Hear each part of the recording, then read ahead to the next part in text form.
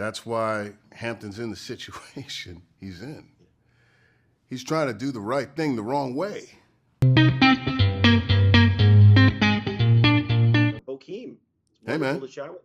Buddy, I appreciate it. Love Canada, man. So thank you. Well, I appreciate that too. And honestly, I love this series. It is so much fun. And how can you not love Bootsy? I would love to hear from you. Bootsy says he has a jazz approach to life. Can you talk about a jazz approach to life? Sure. It means improvisation. You know what I'm saying? You got to be able to improvise, man. You know, whatever situation, scenario you find yourself in, you might have to have a flexible morality about. You can't be so encumbered with the idea of right and wrong, left and right, up and down. These notions are fantastical in the face of certain challenges. So you've got to be able to improvise. And that's what Bootsy is about. Yeah, I mean, I don't want to say too much, but the scene with the Torah was quite improvised. Brilliantly funny. One of the things that's interesting about Hampton is there's this conversation in one of the episodes about him needing to be fixed or looking to, and he's a fixer. He likes to fix things. I was wondering if you think Bootsy is someone who needs fixing. Maybe he doesn't, maybe he does. And what would it take to do that? Hmm. Uh, Bootsy is Bootsy. Bootsy is not an object to be corrected or a body that needs to be rehabilitated. He serves a function in this ecosystem we call the living world. He needs to just remain as Bootsy. He's an essential part of the continuum that we call life, and I don't think there's anything wrong with him. In fact, Bootsy would probably say, if it ain't broke, don't fix it. You can almost hear him saying that, actually. Um, you know what? Absolutely. And I was wondering, though, his relationship with Hampton is so fascinating. Um, whispering, and it constantly feels like he's whispering in his ear, saying, "Hey, there's this other thing." But he's also there for him. Do you think that Bootsy is a good friend? I think Bootsy is not just a good friend, he's Hampton's bestest buddy. And the reality is this: there's a right way to do the wrong thing.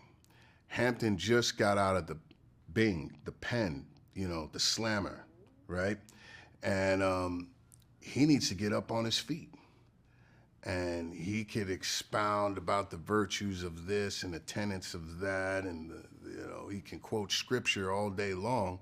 But the reality is, this is the third dimension, and money is essential. And you need some money. I'm your best buddy, and I'm gonna help you get it. With that in mind, you said there's a right way to do the wrong thing. Is there a wrong way to do the right thing?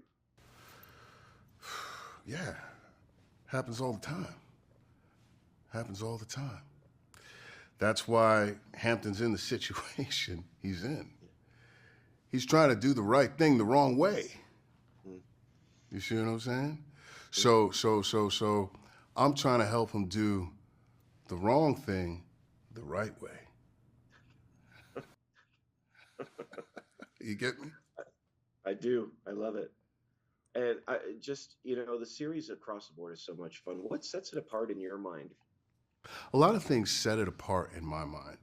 One, elephant in the room,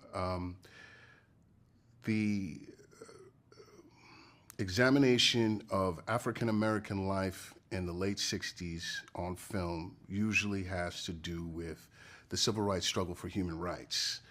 and the violence and the corruption and the war that was waged against black people when we decided we wanted to be treated as equals.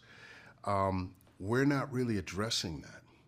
The second thing is this kind of quirky, off-kilter, surrealist, eccentric depictions of family life are usually reserved for non-African American families. This kind of Tim Burton-esque, Wes Anderson-like, beautiful depiction of life that celebrates the mundane or finds the magic in the mundane. It is usually something that Black American people don't get a chance to be a part of, or definitely not centralized around us. So to be able to show a Black family in a quirky, offbeat way, it hasn't really been done like this before. And so I thought that was just brilliant, and necessary and long overdue, because people's families, I've come to learn, are all a little eccentric. You know what I mean? Like, I'm constantly a fly on the wall, or I was, throughout the years, hanging out with different people and my buddies, and going to have dinner and hang out, be a part of their families and stuff like that, and seeing all these different families. I noticed something early on. They're all a bit mad. They're all a bit like off kilter, and that's the nature of family, I've come to learn. And so there are universal themes and overtones on our show and our depiction of our family that I think anybody around the world can relate to. Well, I appreciate that so much. And the series is absolutely so funny, so much fun. Thank you so much for your time, Bokeem. I really appreciate it. Thanks, man. I appreciate you. Great questions. Thank you.